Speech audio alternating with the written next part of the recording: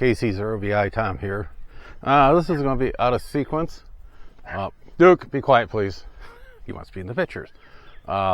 This is Memorial Day weekend. I'm going to kick this out hopefully Saturday afternoon, Saturday night. Do something a little different this year. Normally in the past, I've actually shot some of the activities here in St. Ansgar at the cemeteries and the parade. But I thought this year we'd try something a little different here. Memorial Day was actually started back in 1868. It was known as Decoration Day. And the idea was to decorate the veterans' grave sites, mainly from the Civil War and some other battles. Service personnel died overseas and bodies were brought back if they were brought back. Back in the late 60s when Congress passed the 3-day weekend in 71, I believe, the last Monday of May was changed to Memorial Day. And it's been like that ever since. Every once in a while here in St. Ansgar, some of the older people still call it Decoration Day. That kind of took me by surprise in the first few years we were here. Like, okay, when's this day? Oh, yeah. What I'd like the viewers to do, as you're sitting here on this weekend, what does Memorial Day mean to you? And the second question, has that affected you, or how is it affecting you?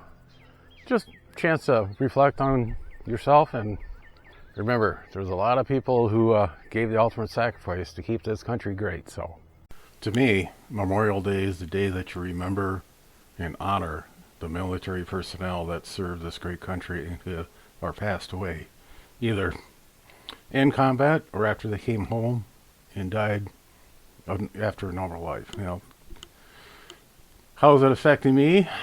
Well, my dad served in the Korean War in the 1st Marine Division, tanker. Went into Incheon, went up to the Chosin Reservoir, then came down to Hagari, I believe the town was, where the harbor they got pulled off. He had minor cuts, bruises, and some severe frostbite, but besides that, he was fairly physically okay. Mentally, it messed him up. My uncle, his brother, also served in the Korean War. He was in transportation. He was following the main group after Incheon, and did see some combat and came back unscathed, but again, it physically okay, mentally. You're not really prepared for a 19-year-old young adult to do stuff to protect yourself or your buddies or see stuff done. My 2 other uncles served in Vietnam. One came back, one did not. And yeah, it does leave an impression on you. Having 3 kids who have been in the military, oldest daughter married an Airedale airman.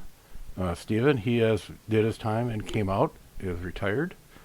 Lacey, daughter number 2, is about ready to retire. They're starting to look at stateside bases where they could settle down after they retire out of the Air Force. Sean did his tour in the Air Force. When he was told me he was going to get out, I tried to explain to him he should stay in, but no, you can't tell the kid that. And the economy wasn't that great, and after he got home for about 6 months, he realized that he should have stayed back, stayed in. So during that time when they were in, all 3 were in there, or a couple of them were in there, I'd always get these calls in the middle of the night or middle of the day, just want to know, what have I heard? And I tell them, well, I need some more information on that. I haven't heard really anything in the world. And they kind of explain that something has happened, and they're worried because they have friends or people that they care for in that area. Good example is when we had the B-1 bomber crash Qatar. Christy was very concerned. Stephen was stationed there, and they just said a bomber went down and a lot of destruction. And what had happened, the bomber came in for a landing and shredded a tire, and it took out the engine, which took the plane out. So when you're serving in the military, it does stuff to you. I've seen it in my kids. I've seen it in my high school classmates. I've seen it in my college classmates.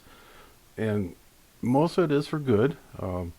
They get some confidence in themselves. They get some leadership ability where they're put in charge of a small group of personnel, and they learn how to delegate and get jobs done and, can carry on, take care of each other. And there's always a chance that something's going to go wrong, and they have to step forward and, correct the situation. And like I said earlier, it's not normal for a young adult to have to do stuff to protect themselves or their fellow personnel or see stuff happen. That's one thing I wish the Department of Defense would do, is mental health issues. They need to step that up. There's got to be more done. And also, when these our personnel retire out, They spent so many years of being told when to sleep, when to get up, when to eat, when to do this, when to do that. And when they get out, it's a different world for them, where the first few weeks or months, it's kind of a shock. At first, they're great. They're out. God, I can do what I want. Then all of a sudden, they kind of fall back how it used to be, kind of like on autopilot, where they're not used to making, basic decisions on their own or doing this on their own. It's just been embedded so much from boot camp on through training that you do this, this, and this, then you can do whatever you want. And like I said, the DoD needs to take care of these people a little bit better.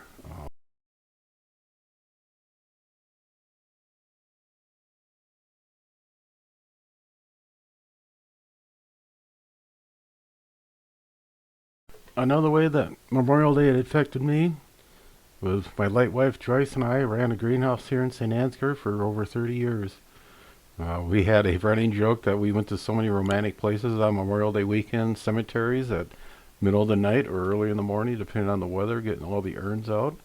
In that first year after she passed, I came out to put flowers on her grave, and I was shocked on what I did not see.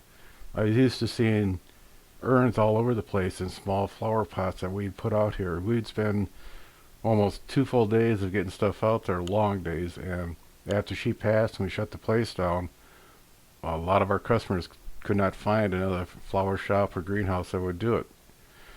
We had almost 50 customers that had standing orders with us. Mom and Dad were buried in the cemetery here, and the kids were out of town. So in the springtime, we planted up the urns, took it out there.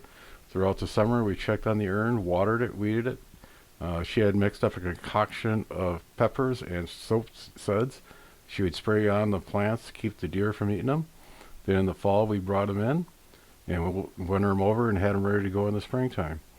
And we had some other customers that they would drop the pots off. We'd take them out there, plant them up, and they'd come back in the fall and pick them up themselves. So it was a different deal with those customers. But again, decorating the gravesite isn't like it used to be, what I've seen in my short lifetime.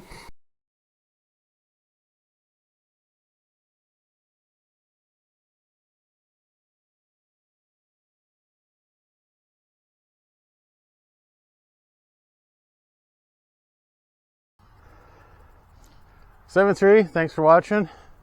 To the families of the veterans out there, thank you.